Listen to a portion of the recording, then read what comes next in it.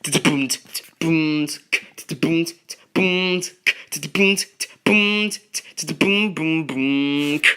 up, YouTube? This is actually not going to be part of the bin reviews, since I actually picked out these myself. Now, with Bakugan Battle Planet starting to air, I am really excited to talk about these two games from my childhood. Bakugan Defenders of the Core and Bakugan Battle Brawlers, both for the Nintendo Wii. So this is actually going to be a two-part video. So don't forget to like, comment, and subscribe for more of these videos. So without further ado, let's start with Bakugan Defenders of the Core.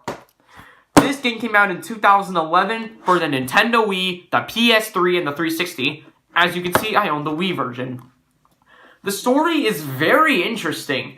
You have your own character, and you're going around trying to stop the evil corporations and evil armies from taking over the Bakugan world. They're taking away the brawler's ability to use their Bakugan, and you have to go around this open-world adventure, fighting evil Bakugan and saving the world. Yeah, literally, you travel to real-world locations like Japan, New York, China, all these great places. There is a lot to do in this game. A lot to do. The first big one I can think of is the open-world stuff. You can create your own character, and it's not super robust, but it's good enough for this type of game. You go around stopping evil corporations and that sort of thing. But then when you get into battles, it's amazing. Have you ever seen the Godzilla movies or the Power Rangers show where the giant big monsters and robots fight each other in the big cities? That is what this game is. And it's like a fighting game. You have attacks, you have ability cards. Actually, there is no gate cards in this game. It's only ability cards and Bakugan. So, what is there to talk about when it comes to this game? Well, for me, I'm a huge Bakugan fan. A big one.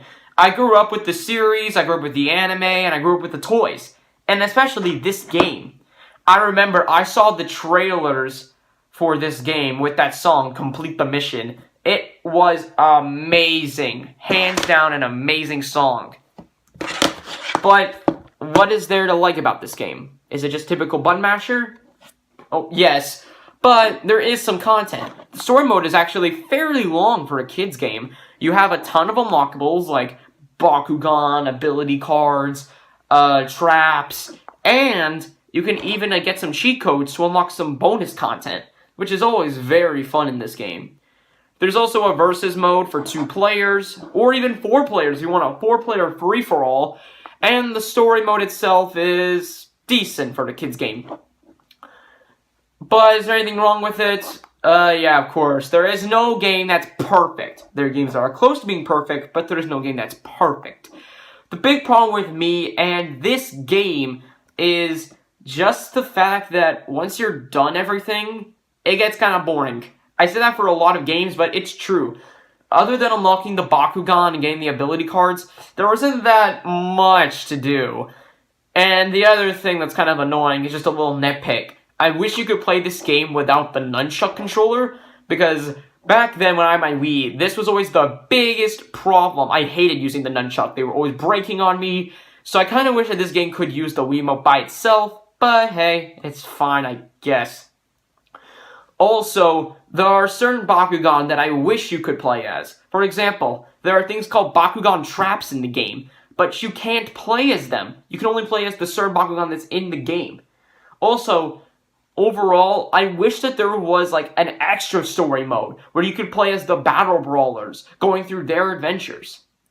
The graphics are decent. They have terrible lip syncing. I guess that kind of makes sense comparing it to the anime. But, yeah, not really the best lip syncing. The Bakugan themselves, though, look really good in this game, and I'm actually kind of surprised. So, overall, what's my thoughts on Bakugan Defenders of the Core? Well, if you're going to this as a non-Bakugan fan, I would give it roughly a 7.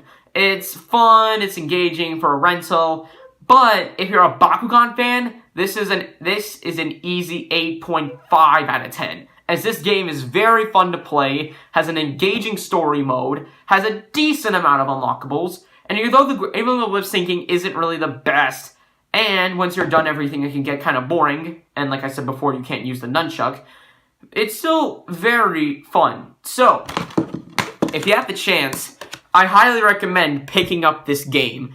I found it in a Walmart for like 20 bucks when it came out. You can probably find it for like 10, 15 bucks. It's a must buy for any Bakugan fan. So, make sure to like and comment and subscribe, and tune in for part 2 when we cover Bakugan Battle Brawlers. Until next time, this is Ozone. See you guys later.